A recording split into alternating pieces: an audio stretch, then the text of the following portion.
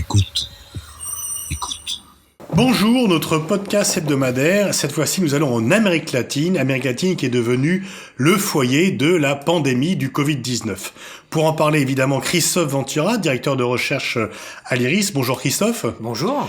On croyait que l'Amérique latine allait un peu échapper à cela, et maintenant c'est devenu le foyer le plus important du Covid-19. Comment expliquer ce phénomène ? Effectivement, l'Amérique latine est devenue, c'est la formule consacrée, l'épicentre de la pandémie de Covid-19, avec, on a dépassé maintenant assez largement le million de personnes contaminées sur les 6 millions et quelques au niveau de la planète, donc c'est vraiment très important.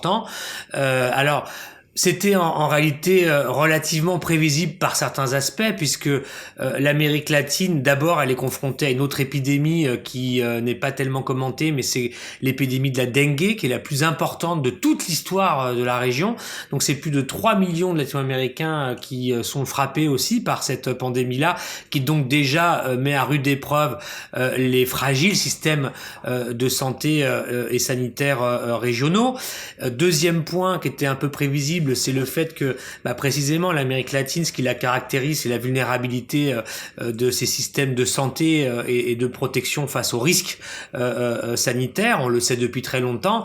C'est à la fois lié à des effets de structure, puisque c'est des systèmes qui sont largement, sous-financés depuis très longtemps pour ce qui est de leur partie publique, des infrastructures de services publics, en particulier ces dernières années qui ont connu depuis le début des années 2010 environ une forte austérité, et donc des baisses très importantes des dépenses publiques en matière de santé en Amérique latine, largement en deçà de ce qu'on peut connaître dans les pays européens par exemple, mais en plus des systèmes de santé dont la dimension publique est relativement modeste dans l'ensemble des dispositifs qui sont largement privatisés, en fait largement privés, et en fait beaucoup de Latino-Américains peuvent se soigner à partir du moment où ils peuvent, par des logiques d'assurance privée, avoir accès aux soins dont ils ont besoin. Donc l'addition de tous ces facteurs crée un système de santé très vulnérable pour absorber des chocs, des déferlantes comme une pandémie de Covid-19.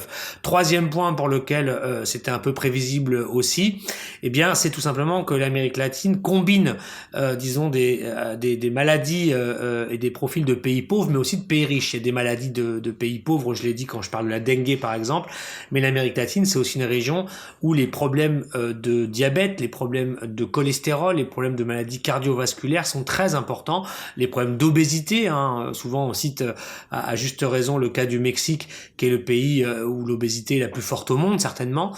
Tous ces facteurs finalement se combinent pour créer un cocktail tout à fait, destructeur, enfin en tout cas qui est problématique par rapport à l'arrivée d'une pandémie comme celle du Covid. Et c'est tout ça qui fait que la région aujourd'hui se retrouve, confrontée à cette pandémie, plus évidemment les choix de gestion politique dont on va reparler, qui sont différents selon les pays. D'ailleurs, il faut souligner qu'il n'y a aucune cohérence dans la gestion de cette maladie en Amérique latine. Les stratégies sont très différentes d'un pays à l'autre. Est-ce qu'il y a des pays qui sont plus à l'abri, d'autres qui seraient plus à temps ? On a beaucoup parlé du Brésil, on y revient tout à l'heure, mais est-ce qu'il y a des pays qui échappent un peu plus que d'autres, ou est-ce que la pandémie est également répartie en fonction de la population respective de chaque État ? Alors, il y a effectivement 3 groupes grosso modo en Amérique latine. Il y a des pays qui échappent relativement au Covid, et ça peut être surprenant, mais c'est des pays auxquels on s'attend pas forcément, comme Cuba et le Venezuela. D'ailleurs, le président cubain vient d'annoncer la fin en fait de la pandémie, en tout cas dans ses effets les plus importants à Cuba. Alors Cuba, on peut le comprendre parce qu'il y a à la fois l'isolement et un système de santé très développé malgré la pauvreté du pays, mais le Venezuela c'est plus surprenant.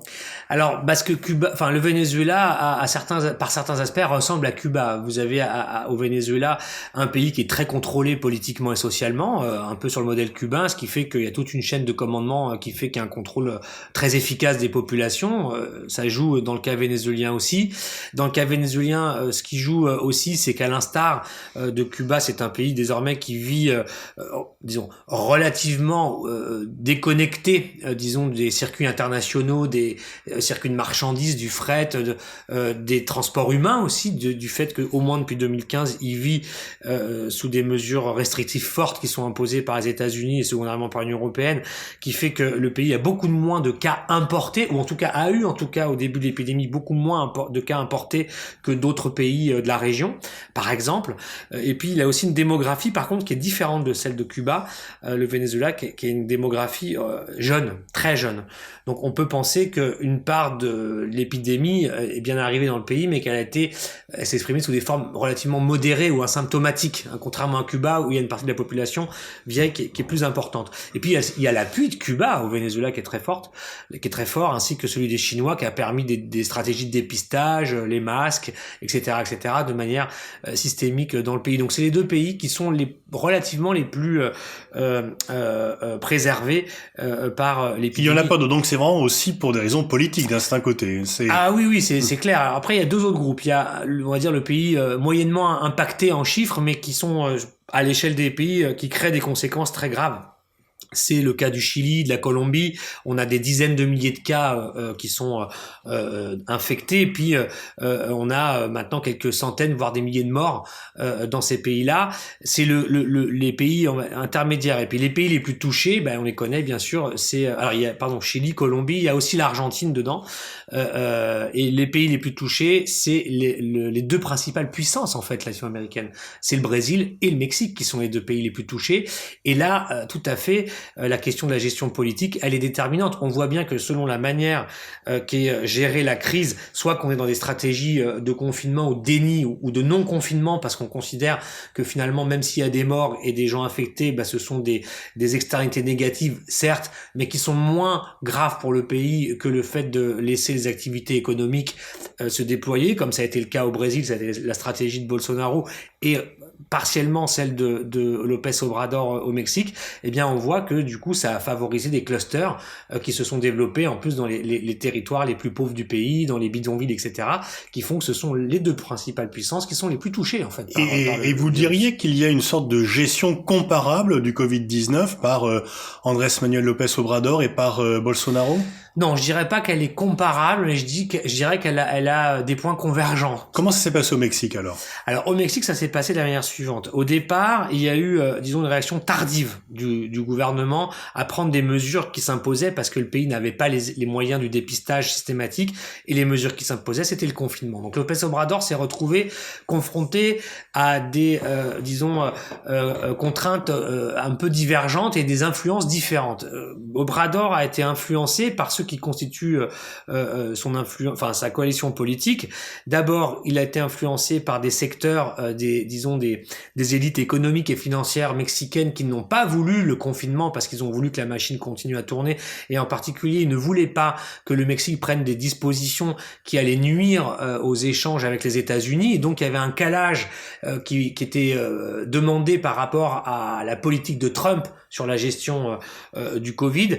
Et puis d'autre côté, López Obrador a été aussi influencé d'une certaine mesure par, les groupes religieux, en particulier les églises évangéliques qui font partie aussi de la coalition qui le soutient au pouvoir et au Congrès mexicain, qui, à l'instar d'autres dans d'autres pays, ont voulu voir dans cette pandémie une plaie divine, et donc il fallait l'accepter, etc., et surtout ne pas confiner les églises, etc., etc. Donc il a été un peu ballotté, López Obrador, au départ là-dessus. C'est difficile à comprendre quand on est en France ou en Europe, mais il sait que, à l'instar des Brésiliens d'ailleurs, que leurs économies sont très vulnérables parce que ce sont des économies qui sont organisées autour en particulier du secteur informel, et que ces millions de personnes qui ne peuvent pas aller travailler du jour au lendemain et qui ne peuvent pas être confinées comme il faut parce qu'elles ne peuvent pas assurer les règles de distanciation sociale, les règles de lavage de mains lorsque vous habitez dans des habitats qui ne permettent pas de faire tout ça, etc. Il a considéré à un moment donné qu'il valait mieux que ces gens-là puissent avoir une activité que de les enfermer chez eux. Donc l'Abtali, c'était mourir de faim ou mourir du Covid-19. En quelque sorte, c'était quand même ça le fond de l'affaire. Voilà, c'était un peu ça le fond de l'affaire, mais qui n'a pas donné la même réponse en pratique au Mexique qu'au Brésil.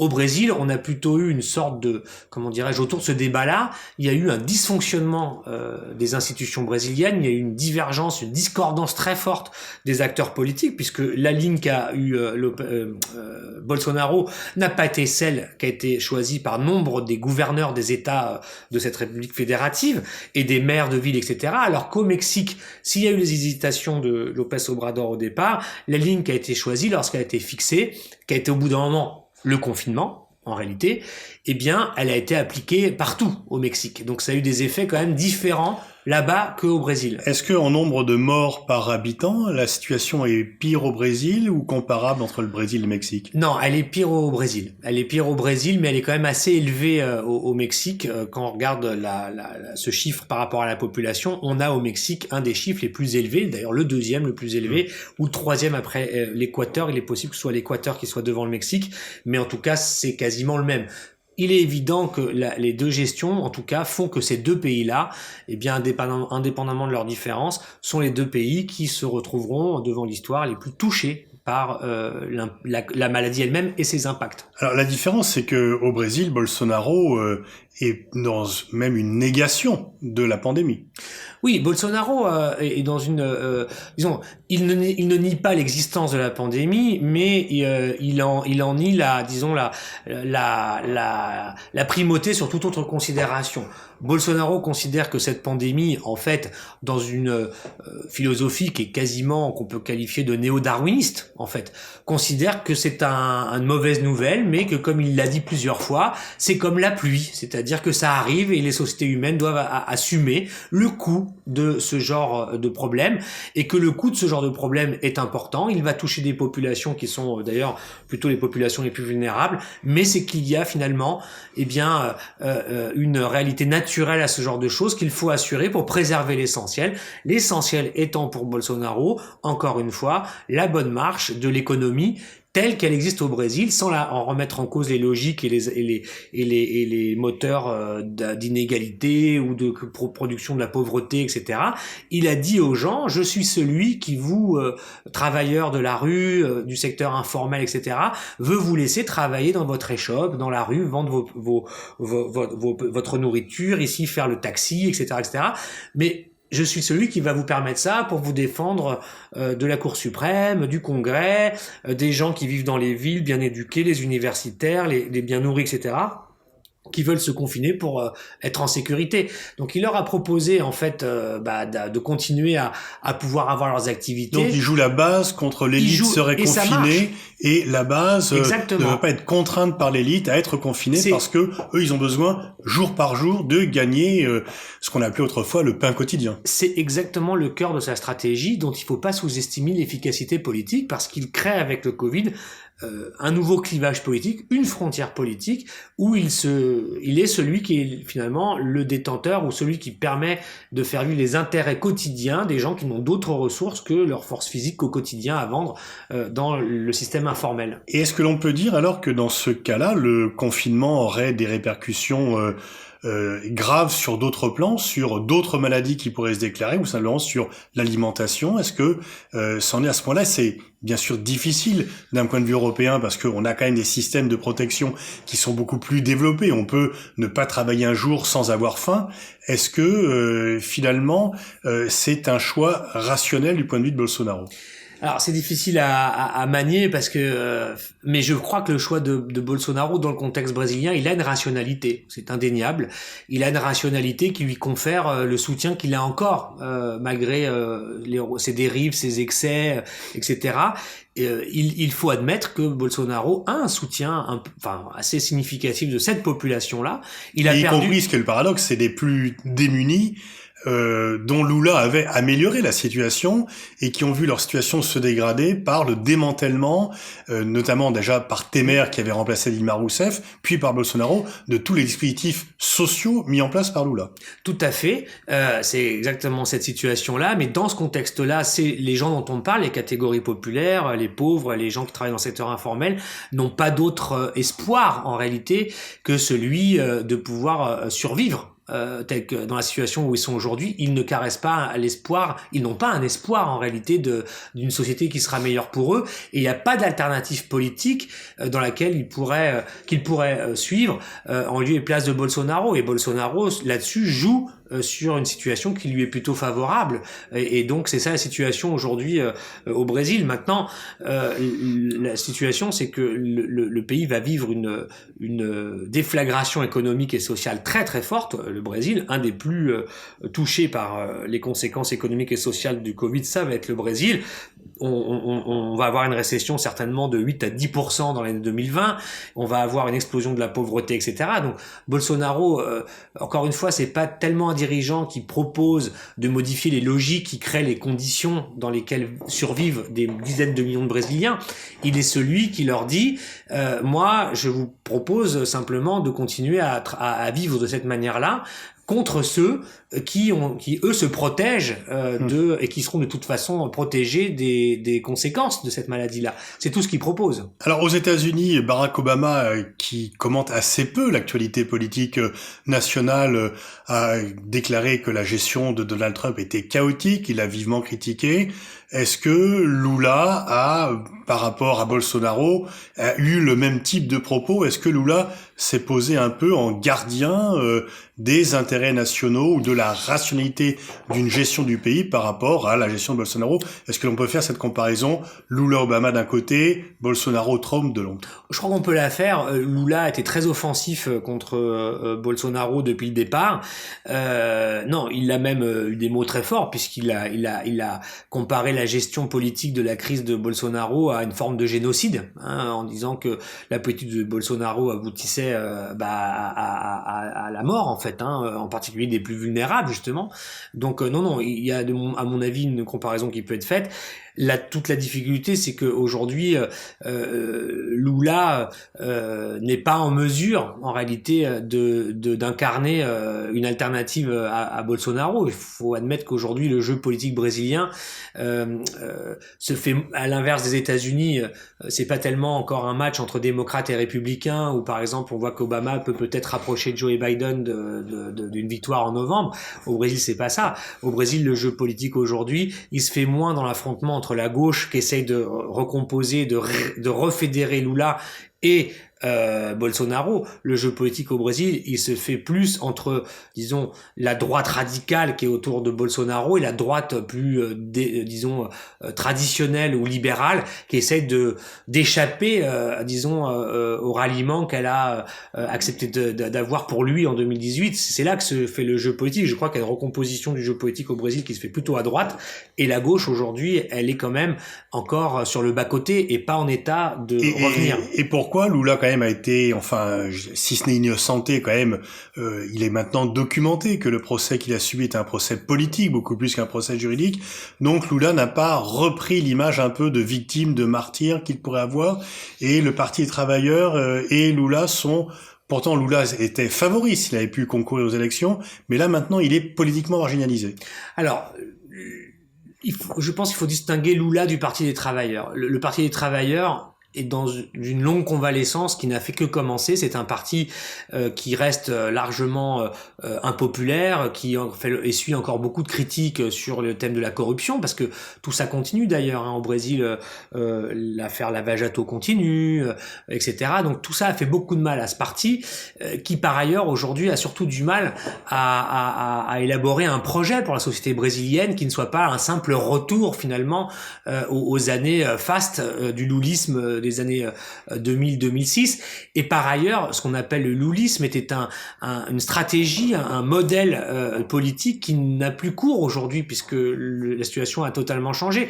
Lula proposait finalement une conciliation à l'avantage des classes populaires entre justement le grand camp politique et social populaire brésilien et puis une partie des élites, productives brésiliennes qui pouvaient, se concilier ensemble autour d'un projet de développement et d'affirmation du Brésil au niveau régional et international, mais cette alliance, elle s'est complètement rompue, puisque le camp populaire est fractionné, une bonne partie de l'électorat qui suivait le PT ne le suit plus aujourd'hui, et que la recomposition politique majoritaire au Brésil, elle s'est faite à travers Bolsonaro, entre une alliance entre la droite traditionnelle, celle qui a trahi Dilma Rousseff en votant à l'impeachment, je pense au parti de la social-démocratie brésilienne et au parti du mouvement démocratique brésilien qui occupait la vice-présidence du gouvernement de Dilma Rousseff, se sont alliés pour soutenir aujourd'hui Bolsonaro. Donc c'est pour ça que je disais que aujourd'hui le jeu se fait entre eux et Bolsonaro. C'est là que ça se passe.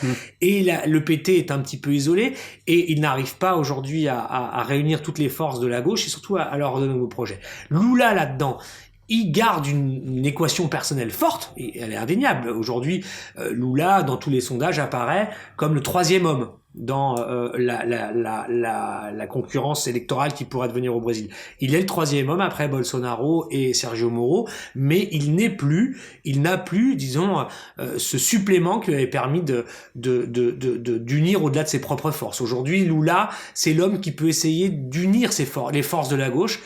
Il n'y arrive pas encore, mais il n'est plus en position d'être celui qui unit au-delà de son camp. Revenons au Covid-19 pour conclure. On voit que le Covid-19 est venu stimuler et aggraver la concurrence, la compétition, la rivalité entre la Chine et les États-Unis. L'Amérique latine est un peu à mi-chemin puisque les intérêts économiques de l'Amérique latine sont de plus en plus tournés vers la Chine, mais on sait que les États-Unis gardent une influence très forte. Est-ce que le Covid-19 est venu modifier l'équation, le duel sino-américain en Amérique latine? Alors non, je dirais pas que le Covid-19 est venu modifier en fait la situation latino-américaine, prise en étau entre les Chinois et les États-Unis, qui sont effectivement les deux principaux partenaires économiques, commerciaux et géopolitiques de tous les pays de la région. Sur le plan commercial, c'est la Chine aujourd'hui qui est en tête devant les États-Unis, mais sur bien d'autres aspects, les États-Unis sont toujours très implantés dans la région. En revanche, la crise du Covid, elle est venue exacerber cette situation-là, elle est venue révéler à quel point les pays latino-américains et l'Amérique latine est la région où se joue précisément aujourd'hui une bonne partie sur le terrain du rapport de force sino-américain, sur le plan commercial, je l'ai dit, sur le plan financier, mais aussi sur le plan géopolitique directement. Je pense par exemple au dossier vénézuélien qui en tout petit, en modèle réduit, vient raviver des logiques qu'on a connues de conflits par pays interposés entre les grandes puissances, etc. Et le Venezuela, c'est le terrain de ça aujourd'hui. Cuba d'une certaine manière aussi. Donc le Covid est venu révéler à la fois l'importance qu'avait pris la Chine ces dernières années dans la région, avec l'aide chinoise en masques, en matériel et en personnel pour lutter contre la maladie dans ces pays directement partenaires, je viens de les citer, mais aussi dans d'autres pays. C'est ça qui est intéressant, c'est que la Chine a aidé tout un tas de pays latino-américains. Justement, est-ce que la Chine a marqué des points, puisque les Américains se sont repliés sur eux-mêmes par rapport à cette crise de Covid-19? Est-ce que la diplomatie du masque, en dehors des alliés traditionnels Cuba, Nicaragua, Venezuela, est-ce que la Chine a marqué du point dans d'autres pays naturellement plus enclins à se tourner vers Washington? Indéniablement. Et elle a révélé, en fait, surtout l'absence des États-Unis. C'est que, encore une fois, la Chine a d'autant plus pu se déployer que les États-Unis ont marqué la région par leur absence. En particulier, on a parlé à juste titre de cette crise peut-être comme un des premiers moments post-américains, dans le sens où les États-Unis n'ont pas assuré leur leadership mondial. En Amérique latine, ça crève l'écran. Donc les Chinois et la diplomatie du masque, elle s'est déployée justement pas que dans les pays auxquels on aurait pu penser, comme Cuba et Venezuela, mais partout. Les Chinois ont fait cette diplomatie du masque dans tout un tas de pays, je pense au Pérou, il y en a beaucoup d'autres, et a révélé effectivement à quel point la présence chinoise aujourd'hui, elle est généralisée en fait en Amérique latine, et à quel point l'administration Trump a confirmé l'isolement politique des États-Unis dans la région, sauf pour ce que Trump considère comme vital pour les États-Unis, c'est-à-dire la pression maximale sur Venezuela et Cuba, et la politique de renvoi des migrants, la politique migratoire de Trump, qui a pendant le Covid, continuer, puisque là, c'est une des choses que Trump a continué d'organiser, ce sont le renvoi par avion, des dizaines d'avions sont partis des États-Unis avec des migrants centra-américains vers le Mexique, le Guatemala, le Salvador et le Honduras. Donc ça a continué. Donc en fait, ça a révélé, comme une sorte de photographie, enfin de scanner, l'état des lieux, des relations américaines avec l'Amérique latine. On en est resté aux dossiers vitaux pour Trump, ce que je viens de dire, et puis le déploiement chinois qui est révélé au-delà précisément des alliés évidents dont on parle souvent comme les Cubains et les Vénézuéliens. Absolument. Merci Christophe Ventura pour ce tour d'horizon très complet sur l'Amérique latine et la crise du Covid-19 en Amérique latine.